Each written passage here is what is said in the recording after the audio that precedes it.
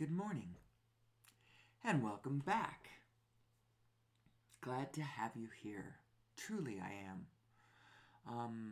Any of you who continue to listen on any kind of a regular basis, I am deeply, deeply honored and grateful. Welcome to my oral meditation, the one I do daily, as I ask the question, who am I? And the reference is, who am I in reference to source energy? Like, we're not just saying, oh, I'm a policeman. Who am I? Who am I? My name is blah, blah, blah, and I was born, blah, da, da, da, da. And, I really like the color red. No, it's not that. Who am I? It's who are we? Where did we come from? What's the meaning of life? That's part of it. That's part of the esoteric philosophy points we kind of hit. What we really want to talk about is our biotechnological design. How it relates to the design of the universe. What is the design of the universe? How is it stacked? What are the rules? How does it function from the ground, from the base? Like at the quantum level, how is matter crossing the virtual line and becoming solid?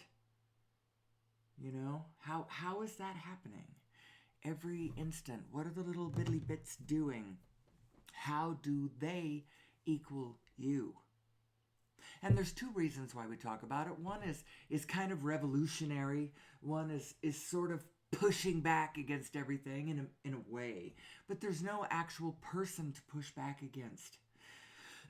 Because as soon as you start pushing back against a particular person, you well, let me think about this. See, if you're a fan of the show, and a few of you are, or if you listen to me now and go back and listen to earlier ones, you'll see that I am consistent. That's what I mean to say. I believe that at an ultimate frame, at the largest frame, we need to consciously add in the fact that we are all in this together. It just needs to be part of our conscious framework at the largest scale. We are all in this together. There ultimately is no us and them. Now, if there is a bad player in the room at the moment, in a way, there's an us versus them.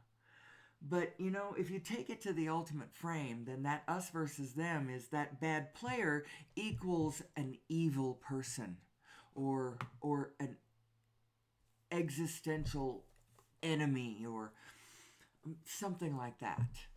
And that's what's not true. That is what's not true. Now, can you have, people in the field who are more chaotic than others, who are more threatening, who offer more of a danger of I think what you don't want is organized chaos. The organization of chaos on the other side is an existential threat. I mean, the Third Reich was all organized and in triplicate, but the manner that it was organized, how it called up the line to a single head of state, who was the one who was telling everybody what to do. And then there was an organizational structure of rank and authority calling all the way down from there,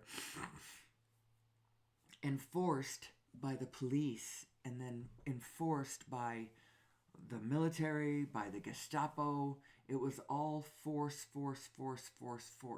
And if you want to go that way, There is a power to that level of organization. Um, and there is an organization to that level. It's not just chaos, but ultimately, that organization, well, I could say that I know that it will lead to chaos. But honestly, that kind of top down organization can work for thousands of years. Ask the pharaohs of Egypt. Or hundreds of years, ask the emperors of Rome.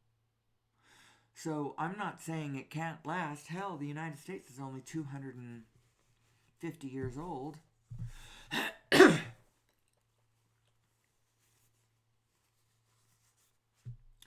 But even that is a substantial amount of time. So I guess that kind of authoritarian structure can last. I'll tell you what, we don't want it. We don't want it. This is not the ultimate goal that humanity is trying to reach.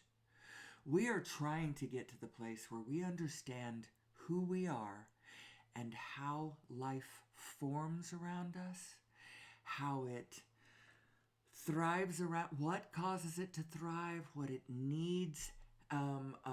We're trying to get to a place where we lean into the needs of us and all of life around us, so that we're strengthening the threads and we're dancing with the rest of the threads, and we are causing the earth to be more than it is rather than creating scarcity as we go. We really need to learn that. We need to learn that. That's where we are headed.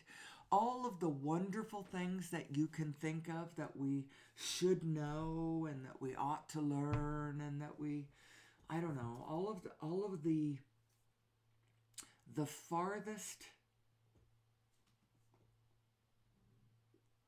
stretches of our positive imagination of who we are and where we're going, that's where our inner being is. And you can go straight to where she is. I also have a recognition of the difference between when I go to my farthest place where I recognize who we really are. We are love. We're wonderful. We all want our children to do well. We all want ourselves to do well. We all want our earth to do well. I mean it. Even the most ornery around us truly wants that. But the nature of the human focus is such that you can lock on to a place that's kind of away from there and build a momentum in a way that is contrary to your natural alignment. Did you know that you're capable of doing that? You're not only capable of it, it almost seems to be a natural, a default fault that we have. A tendency to follow this one line instead of another. And it will always lead us astray. Eventually, over great eons of time, and the only solution to this astray that it will lead us, this believing of the negative mind, the only answer, the only solution is you've got to understand the situation. You've got to come to know your own structure, your own character and nature. And we're going to talk about it in physical terms, but we're also talking about it in all the spiritual terms. Physically, who are you? You are two aspects, two main general aspects. And let's just dial into it from this direction. And then once you get there, you'll go, oh, okay, and I can see how all the superstitions rise up from here. All of the history rises up from here. All the superstition. I just said that, didn't I? I meant something else. All of the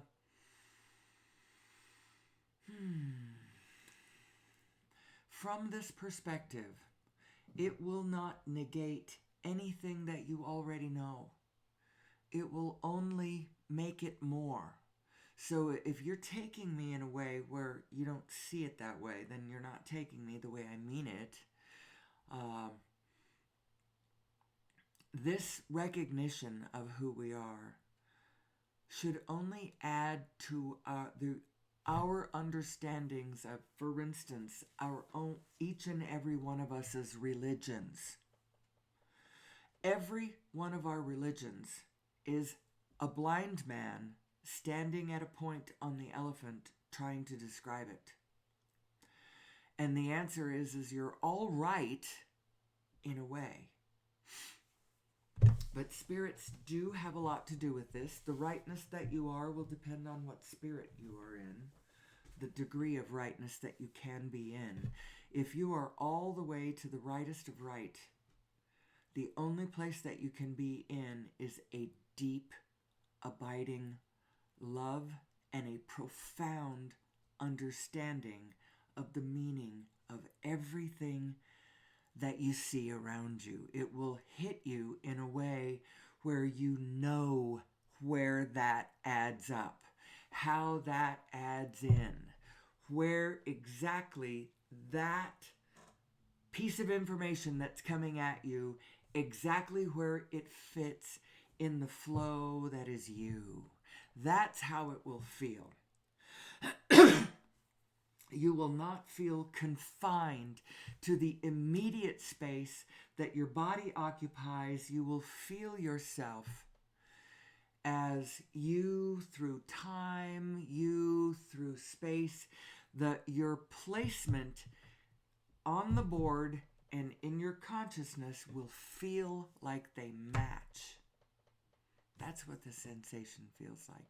And you will feel like you fit in this world. You will still know that you are a simple cell in the body of your master. The master being the almighty universe and all that it requires and all that it desires. You are one with it. And your desires, should you line up your desires with the desires of the rest of the field around you, then your path will be blessed. Your path will be blessed. Now, how do I mean that? What does that look like on the ground? Well, if you're starting a business, it means that as you develop your project, imagine in your dancing heart the win-win position of all of your employees.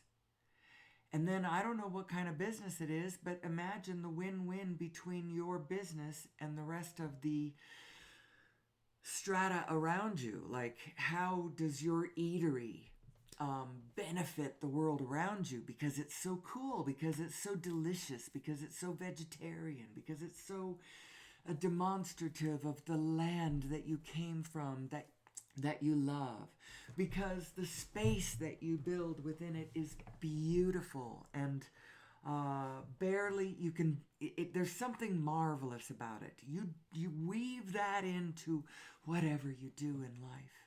Whatever you do in life, weave that in. That's how you make it work.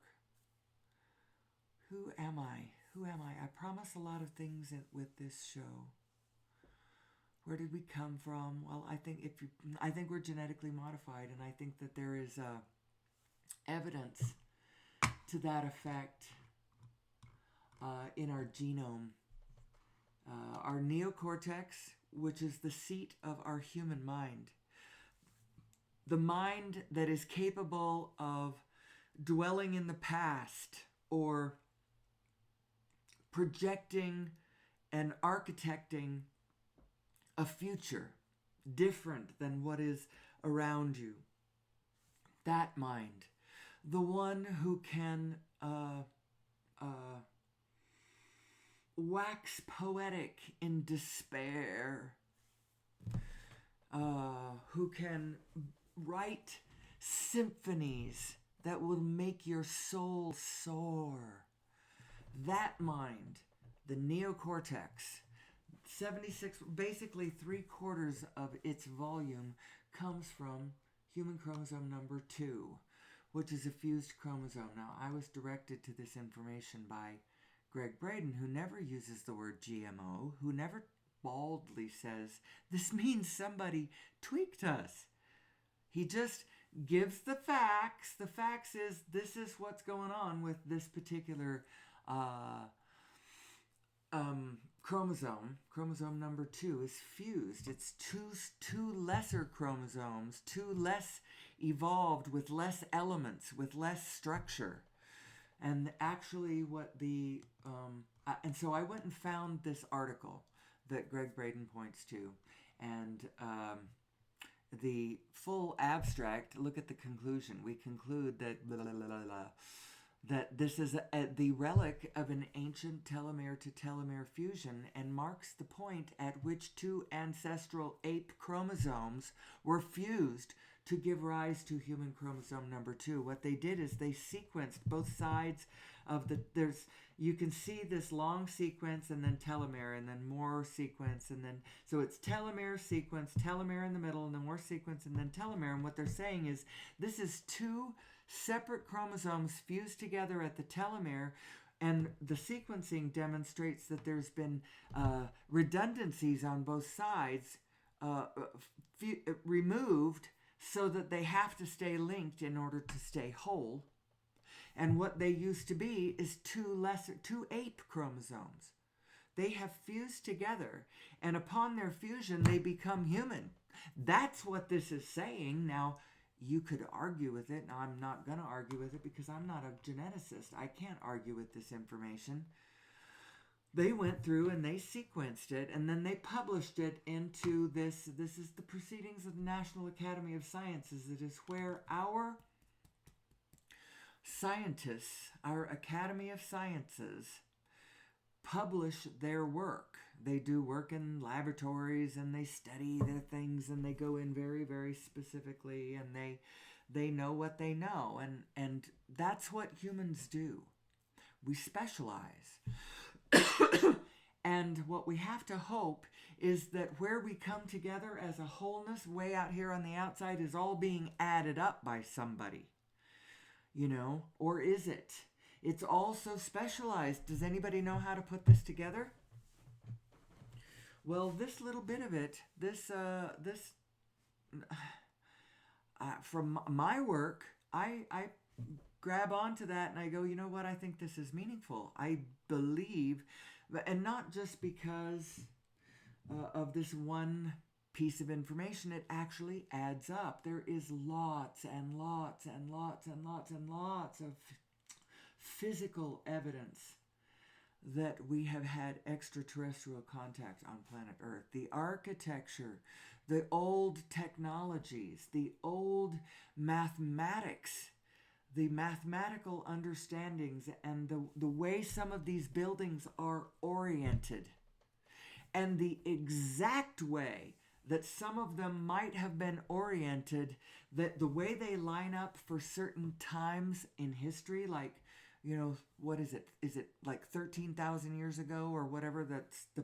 It's somewhere past 10,000, but it might be just past 10,000, where the pyramid structure in Giza, all of that lines up exactly to the constellation of Orion, and the Sphinx is exactly facing the rising sun at solstice, or something like that. Really sophisticated, absolute perfection in the mathematics and the geometries and the but you have to be fairly sophisticated to understand it. Like, you have to be fairly sophisticated to be able to do a genome readout and see, ooh, look at that telomere in the middle of that one. And you know what? Those look like, I think we were genetically modified. Now, I'm not a geneticist, so I can't challenge that. But see, what's supposed to happen when you publish to your peers in this journal is your peers look for the articles that were written in their specialty, and then if you have any disagreement with what somebody's saying, you challenge it and you make your own career, you make your own scientific name. So anyway, nobody has ever done that. Nobody has ever challenged that piece of information. So if you're a geneticist out there and you would challenge what I'm saying about the meaning of this, I think the meaning of this is clear. The question is that really what? I don't know.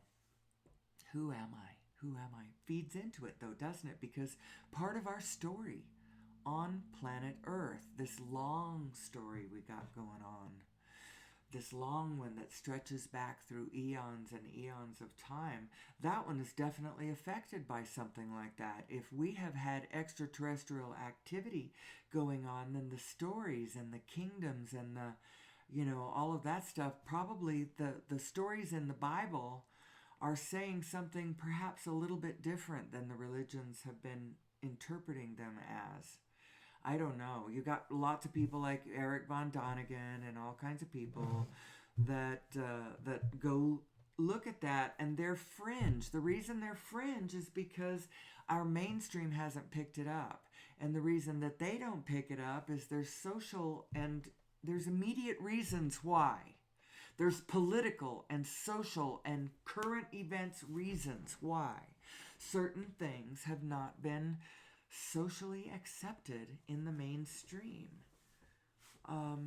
There should be extraterrestrial studies and it should be accepted, but it's not going to be really accepted until our energy system changes.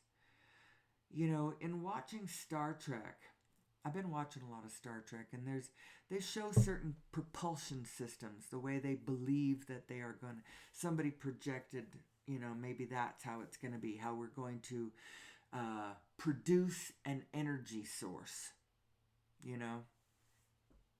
as opposed to understanding source energy.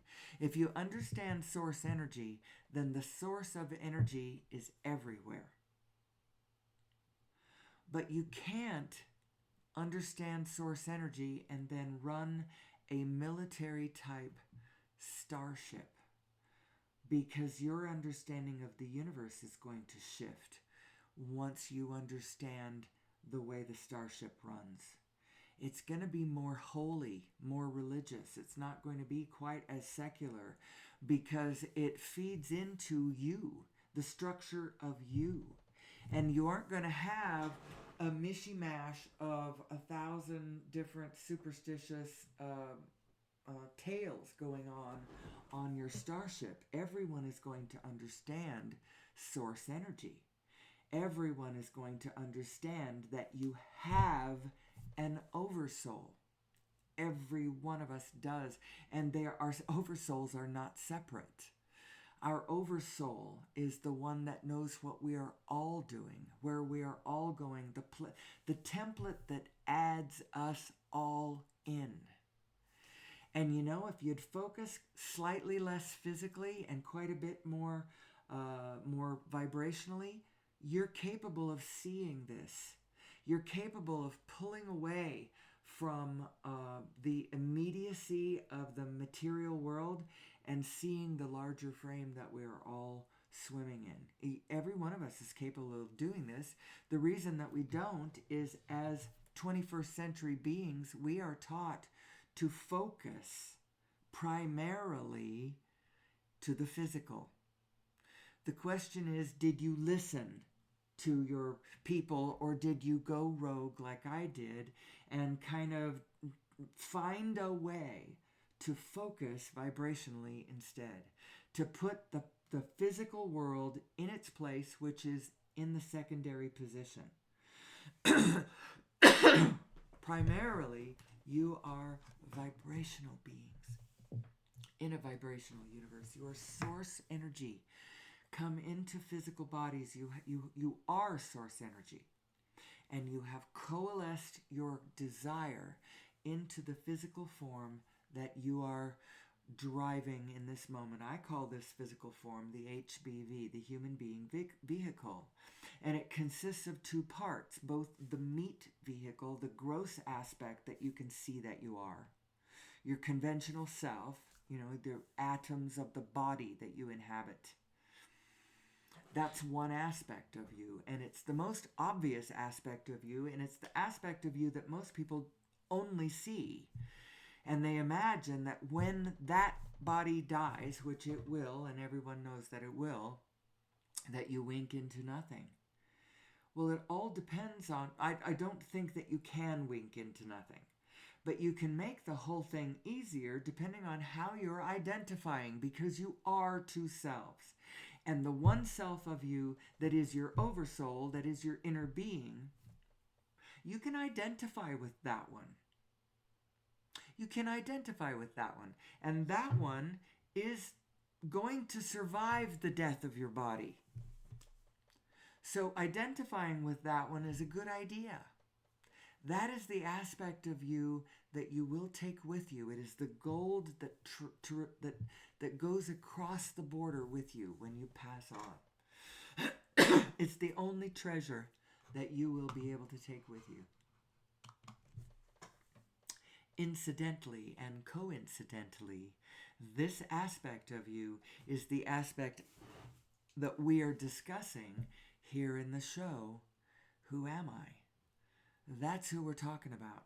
Who am I? Who am I in my wholeness? Who am I in my physicality? Who am I in my spiritual structure? Who am I? Who am I as a powerful creator? Who am I as a conscious creator? And what are the laws of the universe? What are they? 1, 2, 3, 4, 5. Or the steps of creation. 1, 2, 3. Steps of creation. That's contrast causes me to ask for more, for better.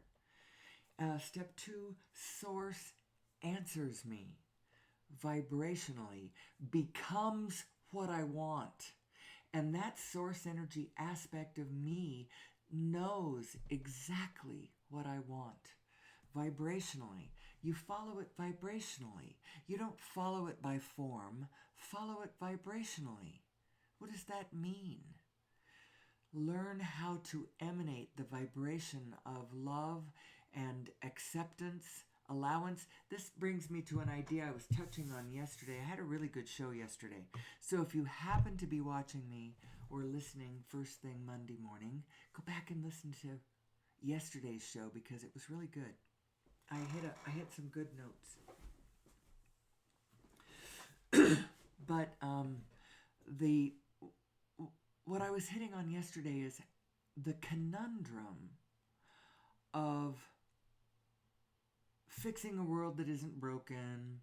The conundrum of, on the one hand, accepting the perfection of the design on the one hand, and yet being able to identify in specificity, living in a space where you can identify lots of things that would make it better.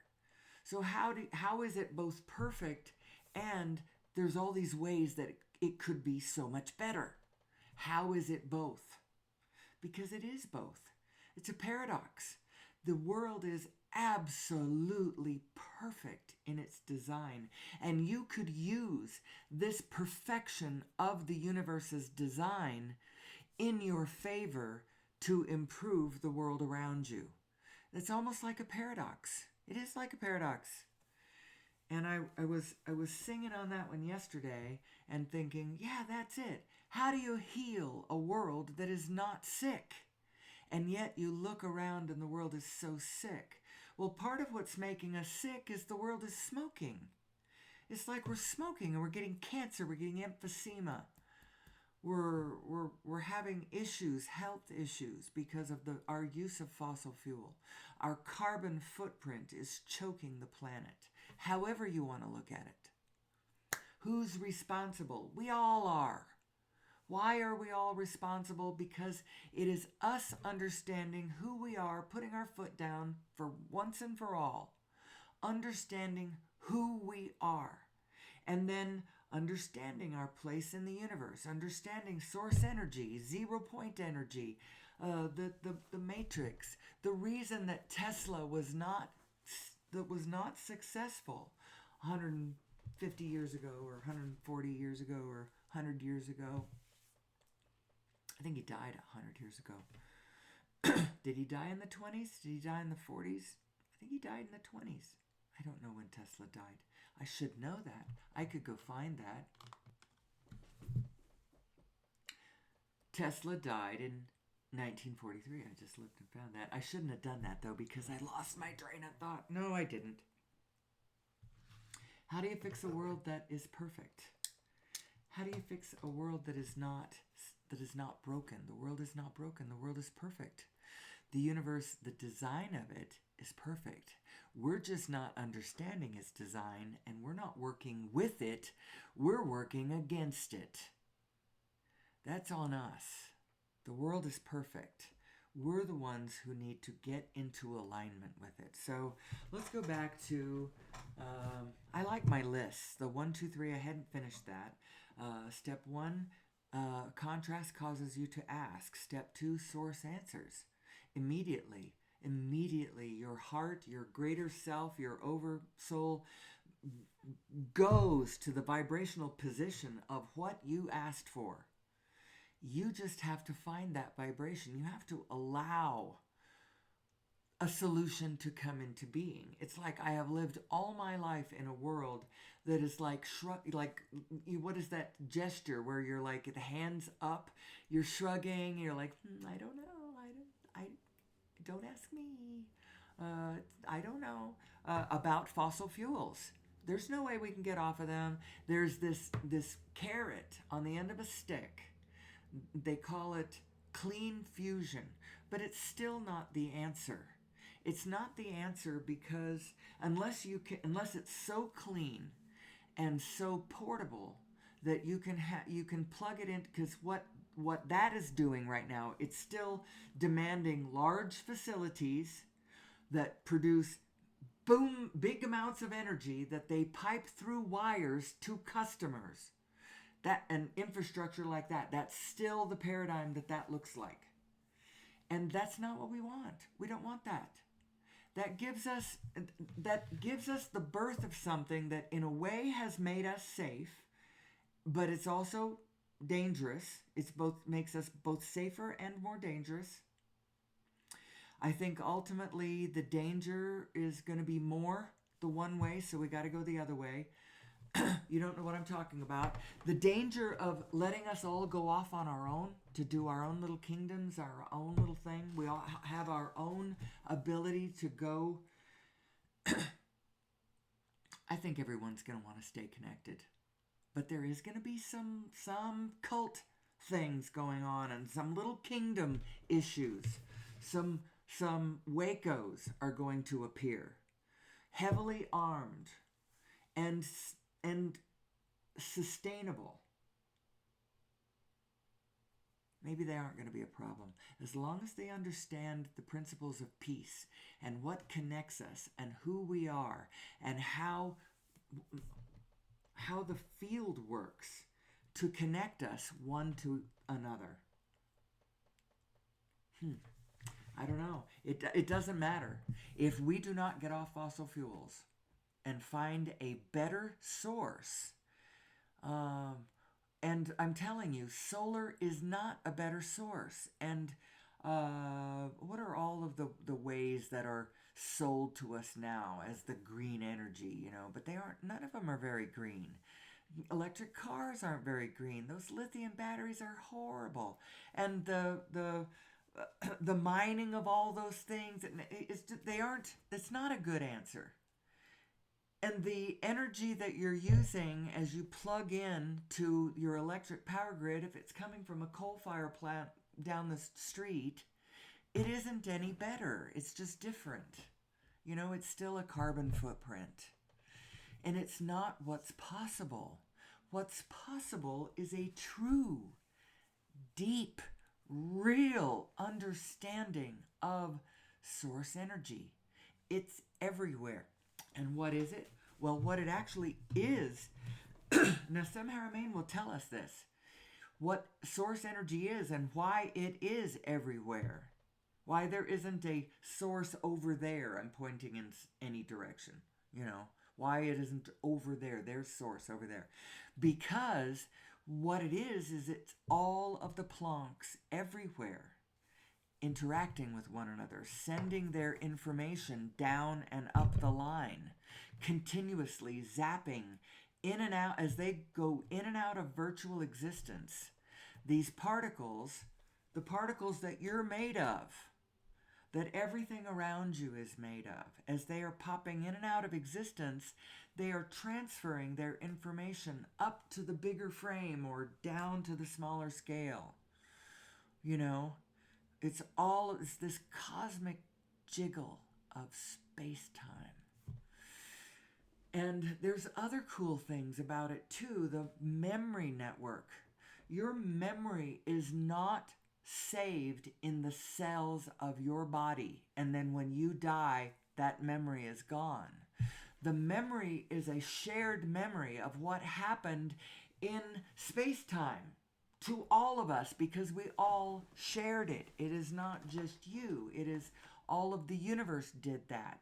And where it is saved, I think of it as being like the hard drive of the universe as we flew past on Earth through that particular piece of space. When that thing happened, it was recorded on the structure of space-time as we flew past. It's all there forever and ever and ever. It's like the Akashic record of the universe. You know, the hard drive of space-time, recording everything whatever it is that is happening moves past that area of space-time. When it happens, that's where it's recorded. And that's what you are referring to, what your mind is touching when you remember. Now, if it actually happened to you, you have an easier track in to that frequency than most people do. You know, you already have a matching one, but your frequency is lining up with that one out there in the field. It's like Rupert Sheldrake's study of morphogenetic fields, and his theory that somehow, in some mysterious way, when you stand out in the yard and look up into the heavens and you are gazing at a star in a mysterious and very, very real way, your mind is touching that star. Your eyes, there is a thing that is happening. You are touching. There is a sense in you that is touching. That he talks about children will always draw, often, maybe not always. There is an assumption in their mind that the visual action goes both ways, that when they look out, they're touching things, and when I don't know. It's all really cool.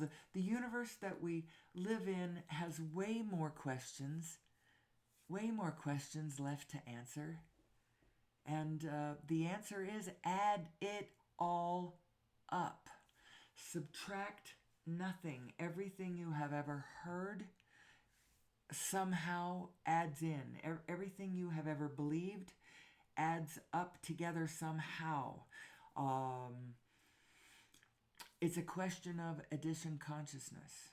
And if you have not worked your whole life at it and you're older, it's probably going to be hard for you to do that. If you're an either or kind of person, you always seem to be looking at binary choices, and you go yes or no. And if it's a yes, you pull it into yourself, and if it's no, you throw it out. But if it's a no and you throw it out, then that all of its information is now no longer available to you. If you had been just sort of allowing it all in your whole entire life, I don't know where that goes, but it goes somewhere, so I'll put it in this place where I don't know. You angry you crazy you, I don't know how you fit into this, but you fit in there somewhere. Instead of looking at you crazy you, or you know, and saying no and just subtracting it, you say, well, I don't know where you fit in, but somehow you fit in, somehow you matter. Put it in the place where everything goes. Well, yesterday I was saying about 4 years ago, I met the information that put all of that stuff that I had put into that place where I didn't know how it fit, but everything goes in there, so there it goes.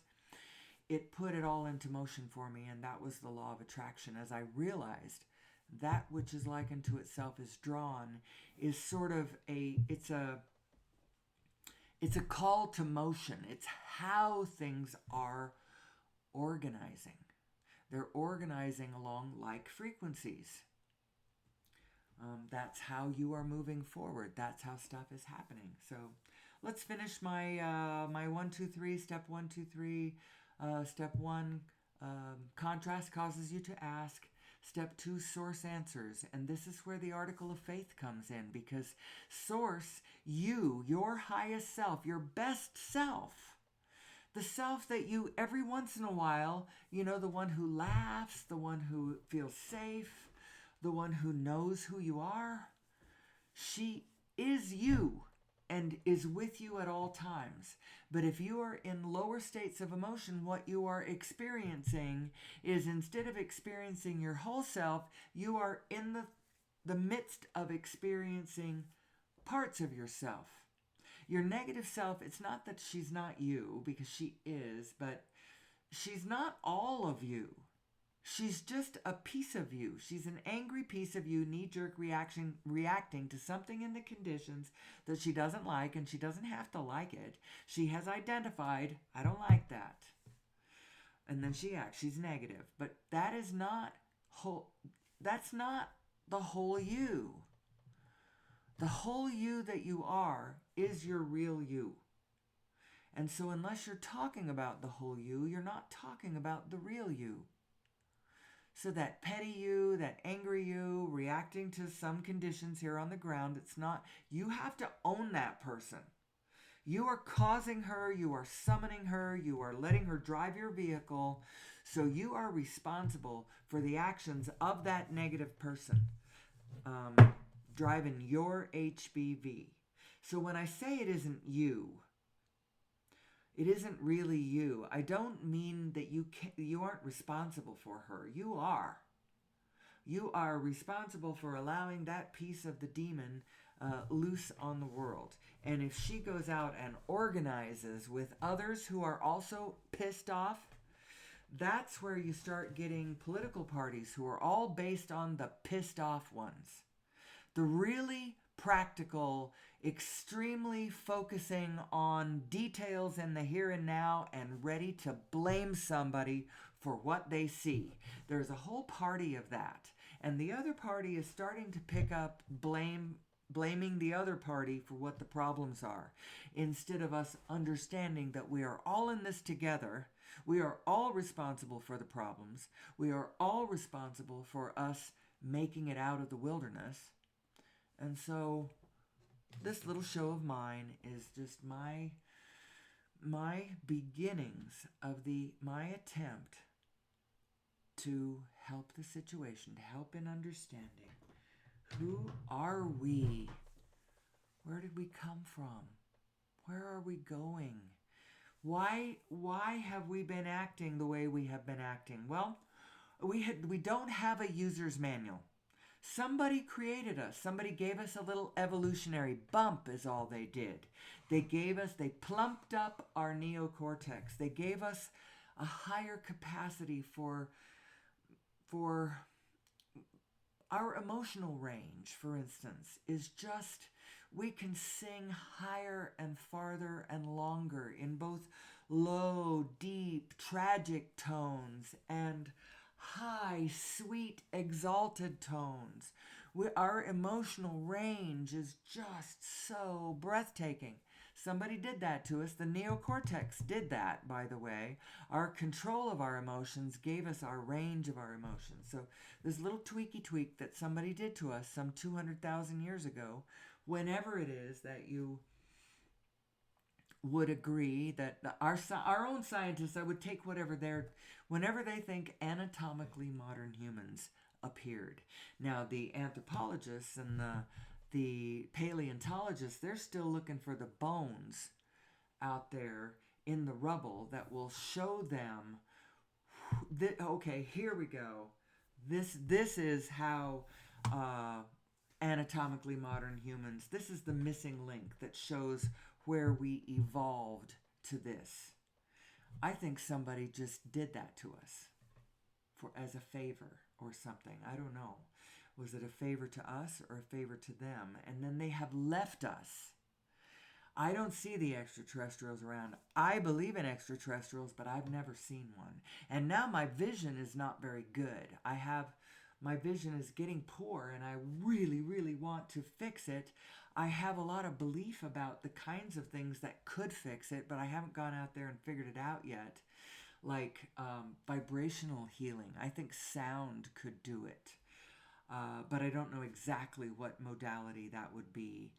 I think that it is possible. Nassim Haramein has a really interesting story where he talks about having bet these little girls in this house they were the little girls that were the daughters of a good friend of his that he was staying in their house. And he bet them all the money in their piggy bank that he could change his appearance. He had a prominent hook on his nose, and he said that he would change that. And if he could do that, then they would owe him all the money in their piggy bank. It was like $20 or something in change. And the way he did it is he took the spiral back. He went from where he is, because we are all spinning. And your body is spinning. All your cells have been spinning in slightly different. They're with you for now, and they're going to fall away, and they're going to go spin off into other things.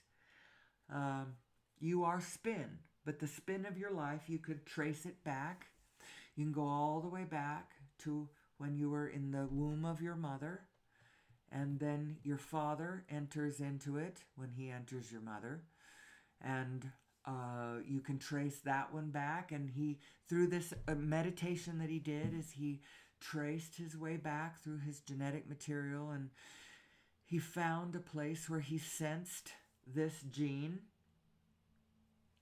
And I am not a master meditator like that. My focus is not nearly, as a matter of fact, I barely meditate. This is my meditation. My oral meditation, as I discuss out loud who I am, where we are.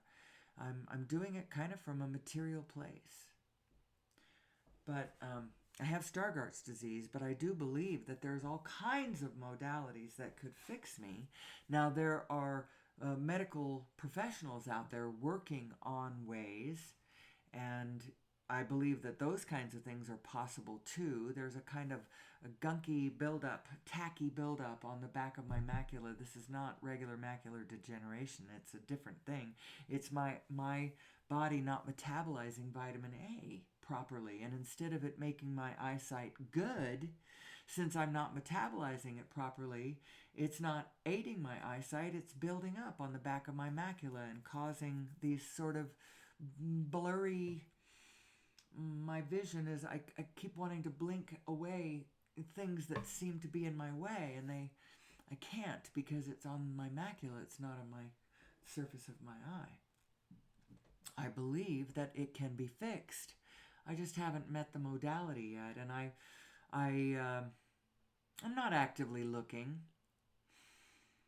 I'm sort of operating in faith on my new formulas, the way I think that if I line up, everything that I want in the world will find its way to me with minimal effort on my part, as I flow right into exactly what is meant for me. I believe that that is the trajectory of my life, and that this little show, Who Am I, is just a step on that path. And at some point, I will know why I did this. For now, I just follow the impulse of my inner being telling me, get your ass up out of bed and get in front of your microphone and ask the question, who am I? Who am I? Who am I? Who are we? And what are we doing? And why do I... I talk about source energy. I believe that our understanding of the new physics. So go over to the International Space Federation. Go to actually, it all depends on what level you're in. If you're just a casual, who am I, who am I-er, then it's probably enough to go over to Gaia. Go to Gaia first, anyway. Um, Actually, go to YouTube first. I need to put these in a list that I can easily share with you. Because I could point to a couple months ago my description of my video for a year, for 8 months or whatever, was nothing more than a list of links that I wanted you to go watch so that you could understand how I was tagging into bigger thoughts and other people. It's not just me saying these things. It's just me adding it up in this particular way.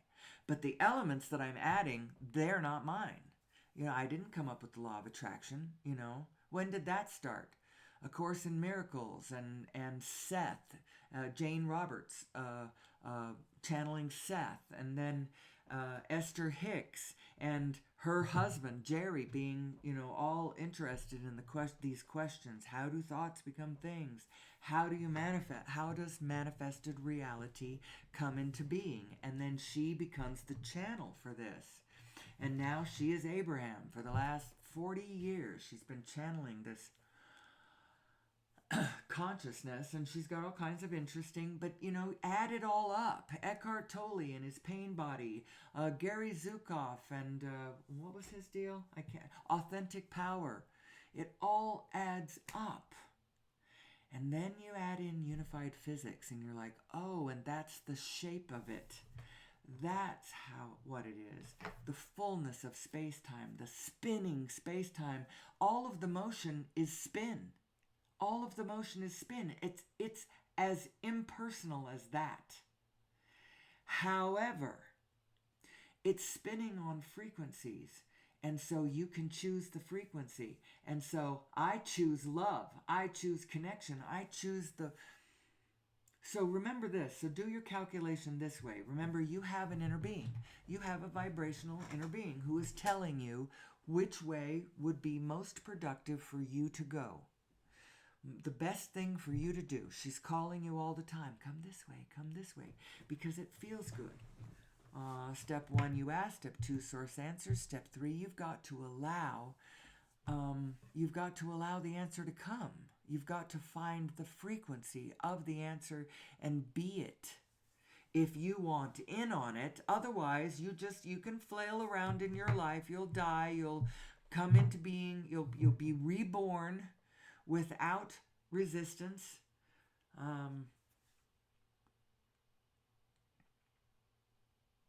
Catching up immediately to your inner being.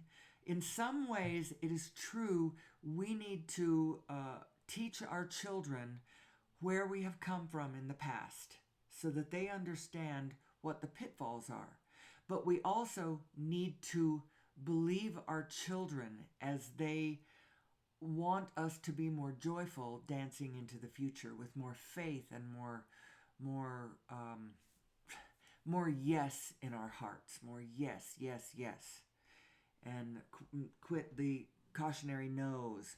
Well, there's a reason why we do the cautionary no's. We're the ones who remember the World War. Remember how I say that? The World War, parts 1 and 2. The only world war we will ever have here on planet Earth. We don't need another one. And actually, with 8 billion people on the planet now, way more than there were a century ago, we cannot afford a world war. What we need now is we need to pivot to understanding what we are doing and what our future really looks like. I'll tell you what our future looks like. It's beautiful. You can see the future. What's going to happen is the economy of the future is going to be based on travel. Human beings love to travel. And where do they want to travel to? They're going to want to travel to places that are still beautiful, that have vibrant life, and wonderful, fun things to do, like zip lines and sailing through islands and um sitting on rafts and careening down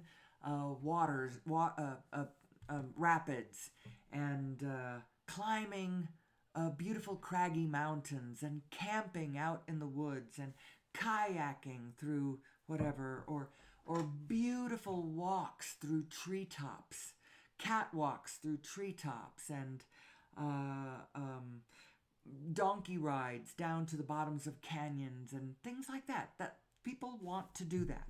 They want to travel the world. They want to see places that they haven't seen before. They want to meet people they haven't met before. They want to eat foods they've never eaten before. They want to do things they've never done before because that's fun. Now that's going to be a big core of it. That is going to be a big core of it, and it's going to drive a lot of the economy of places around. But we need a better energy source to do all of these things so that as we travel around the world, we're not smoking up the atmosphere, and the carbon footprint isn't killing everything. Also, it'd be nice if it was the kind of air travel that didn't kill all the bird life, that could that if a flock of birds hit this vehicle, they don't go through the engines and the birds die and the plane goes down. We need a better way. We really do. But so all the individual areas are going to be, they need to be beautifying and re-naturifying their landscape. Now, human beings need goods. We need food stuff most of all. We need food stuff, and it takes energy to agriculturally grow on any kind of scale. Even if you're a small family with a 10-acre apple orchard, perhaps. So it's not that big of a place. It's not like big ag. It's not like the whole state of Kansas or something. It's even that kind of a thing, because you have to drive around the crops to when you harvest them, when you package them, when you ship them off. There's all kinds of levels where you need to have machinery, and that machinery needs to run on a fuel. I still hearken back to that lovely little orchard somewhere in Manitoba, I think it was. I need to go back and look. That couldn't afford to keep going because of the cost of running a effing apple orchard. Something very wrong with that, and if we had a better source of energy, there would be no problem running that apple orchard.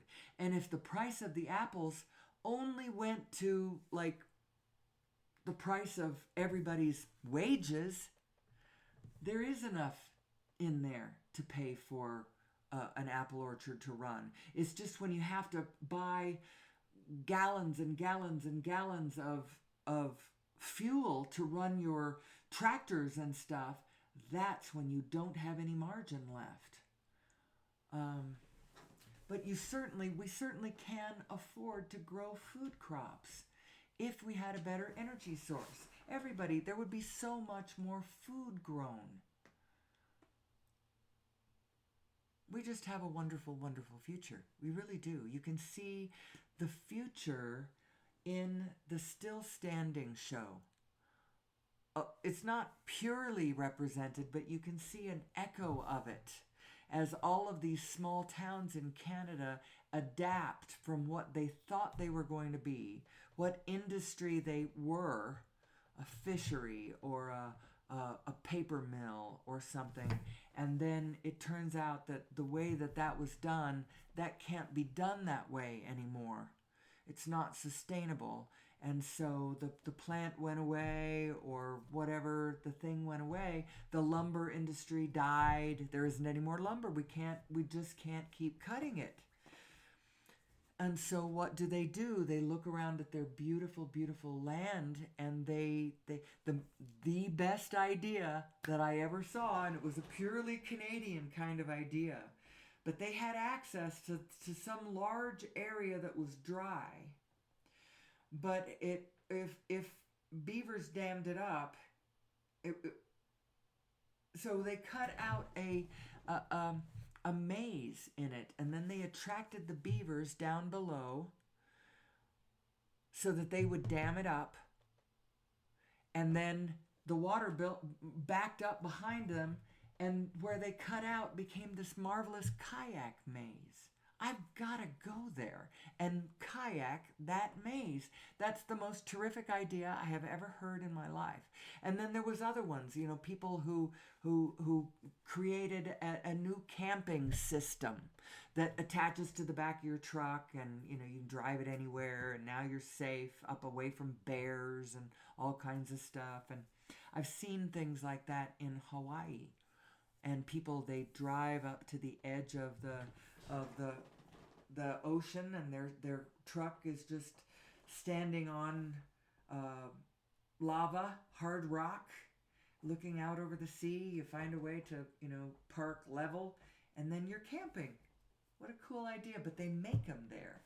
They put they invented it, and they assemble this thing together. So the thing is our future is very, very bright.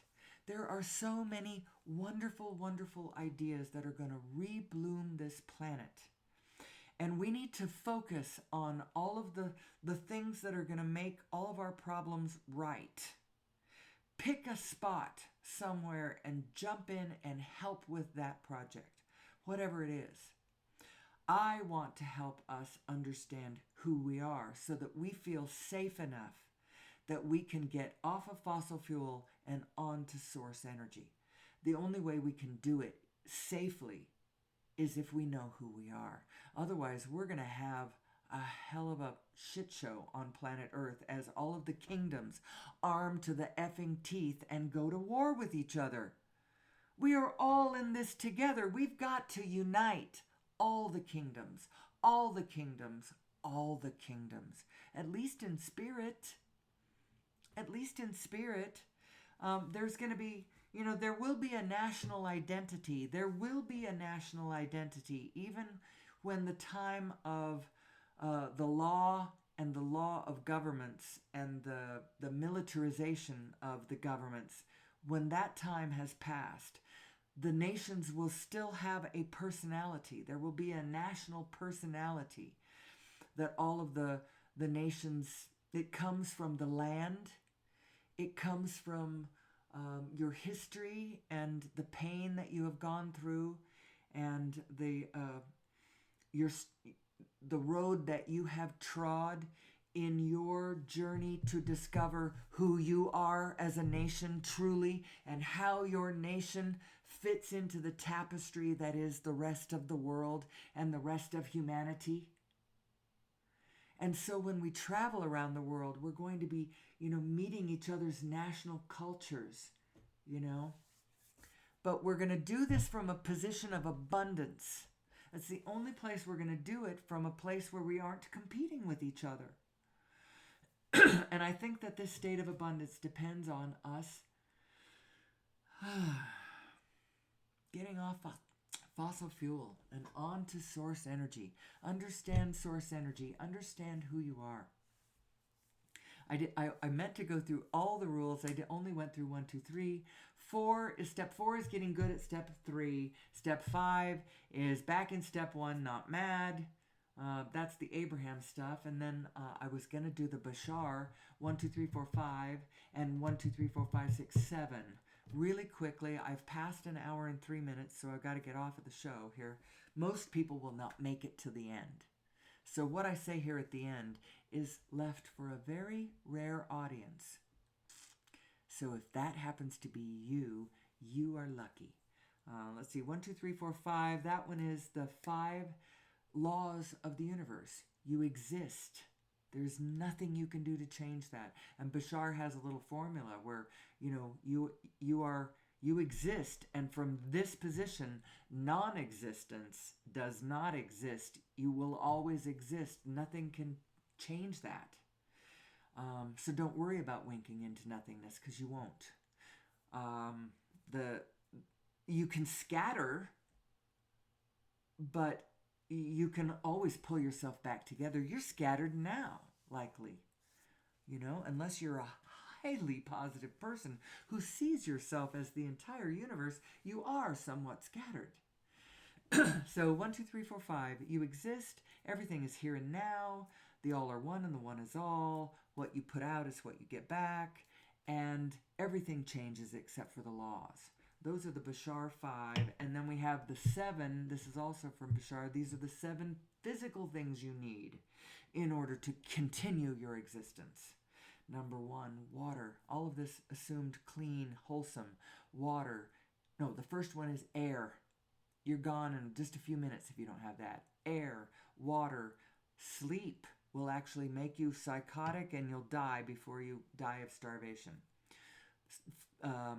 Food. Shelter doesn't have to be a house. Any kind of sheltering environment to your vehicle, to your physical structure, whatever you are. The 6th one is relationship. You have to have a relationship. It doesn't have to be of your own kind. It could even be a relationship with the whole universe. But you have to have a relationship. And then the last one is expression. And I've got to think that this expression one is why I sit at the microphone every morning instead of just like curling up and dying because no one listens to me and I have all this wisdom in my heart and I don't know what to do with it. I don't want to foist it on the only people that I'm physically around. My children, my two children, their others, and my husband. Those are the only ones I'm regularly around. I don't want to foist my shit off. They've heard me. They know the gist of my general position about everything. But yet I also know that they don't know the details and the specifics, which I think is where all the magic is. And so if they won't listen to me, you will. You do it by choice. And I do it because my inner being just gets me, pokes me up. Get out there. Speak your piece. Put it all together. Say it unconditionally. Who are we? And how do we get to the next level of who we are? How do we get there safely, in reality, in our physical forms? How do we traverse all the problems that we've got, our geopolitical problems, our freaking, the politics of our, and isn't it so angry out there often? Who are we? Who are we and where are we going? And I see I'm now past an hour and 7 minutes, so I'm going to sign off. I've had a good time this morning, though. And I hope you have too. And I hope I got somewhere. I really do need to work on my show so that you can easily use my playlist. Go watch The Lost Century and How to Reclaim It. That is a whole history of the last century of over-unity. Get yourself accustomed or acclimatized to this word, the meaning of this word, over-unity. Get it through your head that it's possible. And then light your imagination up as to what that might mean for humanity. Over-unity devices that are just chugging along, just producing the energy that you can plug your lamps into, that you can plug your air conditioning into, that you can plug your furnace into, that you can plug your computer into. You could be anywhere. You don't have to live in a house that has wires. And I actually don't think you have to live in a house that has roads that lead up to it. Now, right now, if you want to do it that way, you either have to live on the edge of the sea and it's traversable by boat, or you have helicopter that'll take you there that way. That's not exactly what I'm talking about. I think we can conquer gravity. And I think with a combination of conquered gravity and over unity, we can fly around this planet without roads and live in houses without having to be connected to vast infrastructures of belching power plants that we're wired into, and substations and all that kind. I don't think we have to do it that way. I think there's a way easier way. I have faith.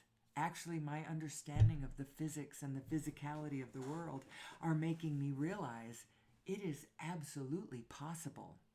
Are we clever enough? Are we wise enough? Are we ready to understand who we really are? Because that's what it's going to imply. Anyway, if you stayed with me the whole time, thank you. I really appreciate you. I don't know who you are, but I love you. I love you. You're my favorite person. And until tomorrow, which time I think I will be back to do it again. Hold on. I'm going to go away for a second and get the appropriate spirit to end this segment on.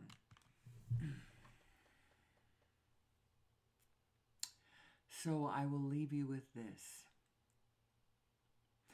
It is my prayer, my fervent wish, that we find our way out of the wilderness of the scarcity paradigm that we find ourselves in, the one that we quarrel about, that we are competing with each other for, and into the future of abundance that I know awaits us when we understand who we are and how this field works. To that end, I dedicate my show, always, always.